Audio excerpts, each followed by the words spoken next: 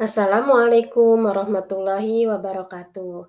Hari ini saya akan menjelaskan mengenai modul 1.2, yaitu mengenai koneksi antar materi.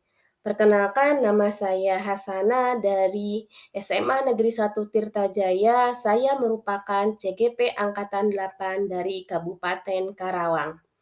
Nah, di sini model refleksi yang saya gunakan yaitu 4P. Yang pertama yaitu peristiwa, yang kedua yaitu perasaan, yang ketiga yaitu pembelajaran, dan yang terakhir yaitu penerapan. Nah, dari yang pertama ini, yaitu terkait peristiwa, momen yang paling penting atau menantang atau mencerahkan bagi saya dalam proses pembelajaran modul 1.1 hingga modul 1.2 adalah ketika menerapkan landasan filosofis pemikiran Ki Hajar Dewantara dalam rencana aksi yang telah dilakukan. Karena dalam rencana aksi tersebut, murid masih dalam proses penyesuaian dari pembelajaran yang biasanya menggunakan pembelajaran konvensional. Sehingga saya merasa tertantang untuk melakukan perubahan dalam proses pembelajaran dengan menerapkan landasan filosofis Ki Hajar Dewantara. Untuk selanjutnya, yaitu sementara itu momen yang paling penting atau menantang atau mencerahkan bagi saya dalam proses pembelajaran pada modul 1.2 adalah mengenai peristiwa nilai-nilai guru penggerak yang harus dimiliki oleh setiap CGP.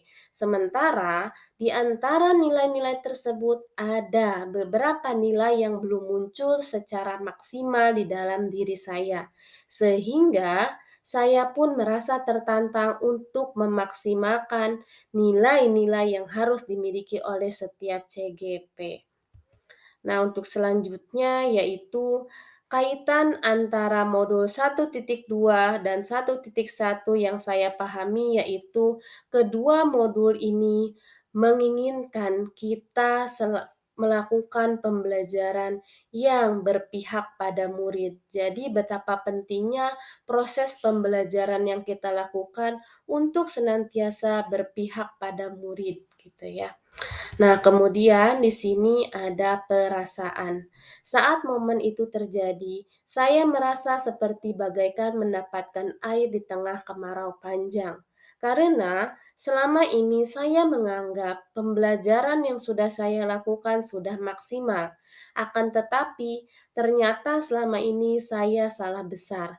Murid-murid saya kurang mendapatkan kebebasan untuk mengeksplor diri mereka ketika belajar dengan saya. Selain itu, mereka juga kurang mendapatkan pembelajaran yang menarik, menyenangkan, dan berpihak pada mereka sesuai dengan kodrat alam dan kodrat zaman. Untuk selanjutnya yaitu pembelajaran. Sebelum momen tersebut terjadi, saya berpikir bahwa pembelajaran yang saya lakukan sudah maksimal dan baik. Akan tetapi sekarang saya berpikir bahwa pembelajaran yang saya lakukan masih jauh dari kata maksimal. Karena dalam proses pembelajaran saya belum memaksimalkan kodrat alam dan kodrat zaman murid. Pembelajaran yang saya lakukan masih cenderung monoton, yang membuat murid kurang merasa nyaman dan senang dengan pembelajaran yang saya berikan. Selain itu, dalam proses pembelajaran juga saya masih kurang menjadi teladan yang baik bagi murid-murid saya. Nah, adapun rencana tahap terakhir di refleksi ini yaitu apa pengembangan diri yang sederhana, konkret, dan rutin yang dapat saya lakukan sendiri dari sekarang untuk membantu menguatkan nilai-nilai dan peran saya sebagai guru penggerak. Yang pertama yaitu mengikuti pelatihan, seminar, ataupun workshop. Kemudian, melakukan pembelajaran yang berpihak pada murid sesuai kodrat alam dan kodrat zamannya. Kemudian, memaksimalkan penggunaan channel YouTube untuk pembelajaran dan merancang bahan ajar, LKPD, serta RPP yang berpihak pada murid. Kemudian, berkolaborasi dengan semua warga sekolah baik dalam pengembangan proses pembelajaran maupun terhadap kegiatan-kegiatan sekolah lainnya. Dan yang terakhir yaitu saya melakukan refleksi pada setiap akhir pembelajaran. Demikianlah, yang bisa saya sampaikan. Terima kasih. Wassalamualaikum warahmatullahi wabarakatuh.